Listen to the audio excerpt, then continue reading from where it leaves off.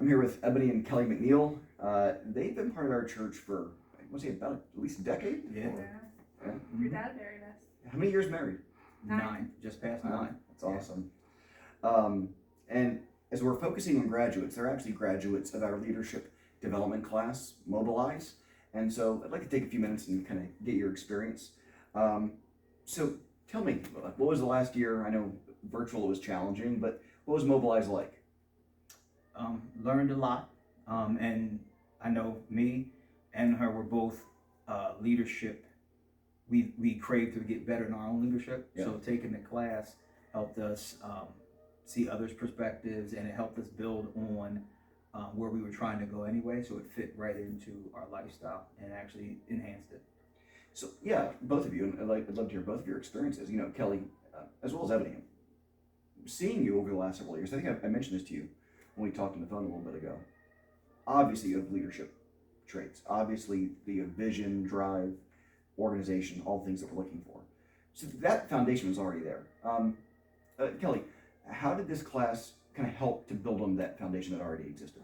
Yeah, so it was really great to be paired up with other people. So there was other couples and other, Barbie was in it, there's a couple other people, Sister Sarah, and just hearing their perspectives and putting it into different environments. Yeah. We were just talking about, we're both in the financial services industry, so everything I do, I relate back to that, or my family. So hearing how people apply it to ministry and the different things that they're doing is helpful and a different perspective. Oh, that's great, yeah.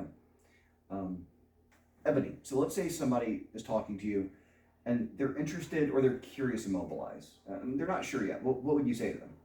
I would recommend it.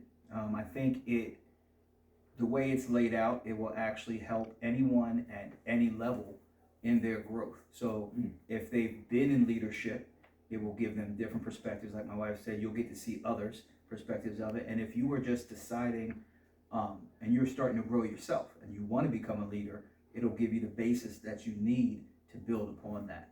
So it really helps you learn yourself. It makes you focus on your own weaknesses and your own strengths, which is necessary to grow as a leader. Absolutely.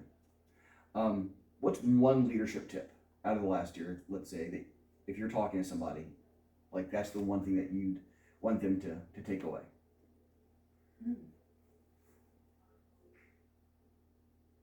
A lot of it focused on communication, right, and connection, and I think the most important part in any of this is building relationships with people. We focus on getting tasks done and getting through everything, but building relationships and having people there, I think is the most important part. Yeah, that's so true. My undergrad is in communications, and my focus in leadership so often is task oriented that even the last year, 18 months, God's reminded me, no, it's that people piece. Mm-hmm. That's great. Yeah. One more question.